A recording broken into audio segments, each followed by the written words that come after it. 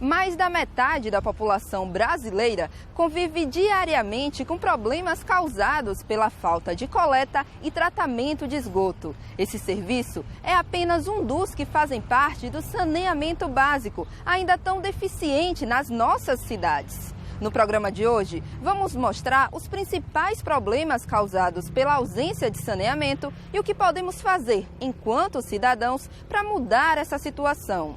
Quando falamos em saneamento básico, pensamos logo em esgoto. Mas saneamento é muito mais que isso e envolve, por exemplo, a coleta de lixo e a limpeza das ruas. O saneamento é o conjunto de ações ou de medidas sobre o meio físico e que tem por finalidade evitar doenças, a promoção da saúde e a melhoria da qualidade de vida da população e da produtividade dos indivíduos. E essas ações estão relacionadas ao tratamento da água, ao esgotamento sanitário, ao manejo de resíduos sólidos e à drenagem e à limpeza urbana. Essas medidas são essenciais para manter a qualidade de vida da população e a preservação do meio ambiente. Mas o acesso a esses serviços não chega a todos. Dados do Sistema Nacional de Informações sobre Saneamento, de 2013, mostram que 82% dos brasileiros são atendidos com abastecimento de água tratada, 48% têm acesso à coleta de esgoto e apenas 39% do esgoto do país é tratado. Aldenice faz parte dessa parcela da população que não tem acesso à rede de coleta de esgoto. Ela mora no bairro Antônio Guilhermino, em Juazeiro, e desde 2012 passou a se aprofundar sobre as questões ambientais, através de um grupo de moradores e entidades que formam hoje o Movimento Popular da Cidadania. Como as nossas comunidades são sujas, como as nossas comunidades têm esgoto, quando chove, que deveria ser uma alegria no sertão, porque é na área rural, na área urbana vira um caos, né? A gente até se assusta quando as pessoas dizem assim, o mau tempo, quando o tempo está se preparando para chover. Isso é até uma ingratidão, né? Quando o sertanejo reclama do mau tempo, porque a rua vai ficar alagada. E aí a culpa não é da natureza, desse meio ambiente, a culpa é de alguém, seja do poder público, seja de algum espaço aí que é responsável por isso. O movimento trabalha com atividades de formação sobre saneamento básico e tem como objetivo mobilizar as pessoas para cobrar seus direitos e também cumprir seus deveres enquanto cidadãos. Qual é a minha responsabilidade quando tem lixo na rua? A minha responsabilidade se o carro do lixo passa 3 vezes na rua. Então, a comunidade ela está errando aí. Mas qual é a responsabilidade quando você não tem a coleta do esgoto, quando você não tem o acesso à água potável, quando você tem a rua toda alagada quando chove? Aí é do poder público. Então, a ideia do movimento é dividir as responsabilidades e cobrar de quem é responsável, né? Em 2007, foi sancionada a Lei 11.445, que estabelece as diretrizes nacionais do saneamento. De acordo com a lei, o planejamento do saneamento básico é de responsabilidade dos municípios, que têm até o final deste ano para apresentarem os planos municipais.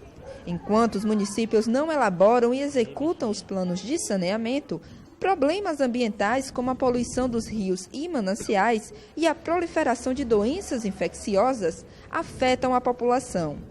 Os principais problemas relacionados ao não tratamento adequado desse esgoto é a contaminação e a poluição dos ambientes aquáticos.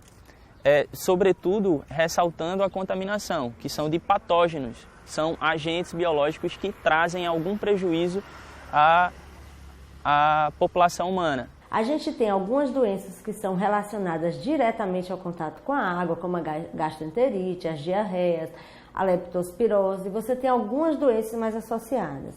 Mas se a gente analisar de um modo geral, todas as doenças infecciosas e parasitárias, elas estão relacionadas à falta de saneamento. Os dados que estão disponíveis nos sistemas de informações do SUS, que é o DataSUS, que você pega os dados de internamento e de óbito de todos os municípios brasileiros. Então, se você analisa Juazeiro e Petrolina e você analisa doenças infecciosas e parasitárias, o que é que aparece? A diarreia e a gastroenterite, elas são responsáveis por mais de 20% das causas de internamento. E principalmente o grupo mais afetado são as crianças até 9 anos de idade, apesar de que apareça também nos outros grupos. A doutora em saúde pública explica que mesmo nos locais que têm abastecimento de água, pode ocorrer a transmissão das doenças. O problema não é só você ter a captação da água, é como é que essa água é tratada. Além do mais, assim, às vezes você tem um município que tem abastecimento de água, mas na prática, como essa água não cai todos os dias, o abastecimento não é contínuo, as pessoas precisam armazenar água em casa, você termina contaminando essa água. As crianças, que às vezes só têm a rua como alternativa de lazer, acabam ficando mais expostas. Hoje nós conseguimos reduzir a mortalidade infantil dos 28 dias até o ano de nascido, né? Que é basicamente nesse período que você tem mais vulnerabilidade para a questão de óbito. Contudo, quando a gente analisa de 1 ano até 5 anos de idade, você ainda continua acontecendo óbitos de crianças nessa faixa etária, né? Justamente por quê? Porque é a fase que as crianças começam a andar, vão para a rua brincar, elas têm mais contato com o ambiente. E esse ambiente não é um ambiente saudável, porque você tem muito esgoto a céu aberto, não tem água tratada em casa. Para elas crescem nisso e acabam achando que isso é normal. E isso é cruel, quando eu não dou o direito da criança a viver num espaço digno, que ela possa brincar sem ter que saltar o esgoto ou pisar na lama. Além dessas doenças, as pessoas que moram nos locais onde não tem saneamento também estão mais vulneráveis a problemas relacionados à autoestima. Você sentar na porta e você ter um esgoto desse, você toma um banho e vai para algum lugar e você tem que saltar um esgoto, sabe? E às vezes é respingado. Afeta a nossa autoestima. Eu já ouvi depoimentos de jovens que eles dizem assim, olha, eu tenho vergonha de dizer que moro naquelas ruas ali onde tem mais esgoto. Então, às vezes, eu até minto onde moro. E aí eu questionei, eu falei, não, a vergonha não tem que ser do jovem, a vergonha tem que ser do poder público, de ser responsável para cuidar e zelar da vida e da dignidade das pessoas e não cumprir com esse dever. Para se ter ideia, no mundo hoje, cerca de 1 bilhão de pessoas ainda não têm acesso a banheiros, né? 760 milhões de pessoas ainda não têm acesso à água tratada. Acredita-se que cerca de 3,5 milhões de pessoas morram anualmente em função de problemas relacionados ao saneamento básico. Tem um estudo de 2000, né, que se colocava que para cada R$1 que você investe em saneamento, você economiza 4 no setor saúde. Infelizmente, né, essa organização da gente ter realmente uma rede de esgotamento sanitário e ter captação de água em todos os municípios, né, isso não é uma realidade ainda, principalmente do Nordeste.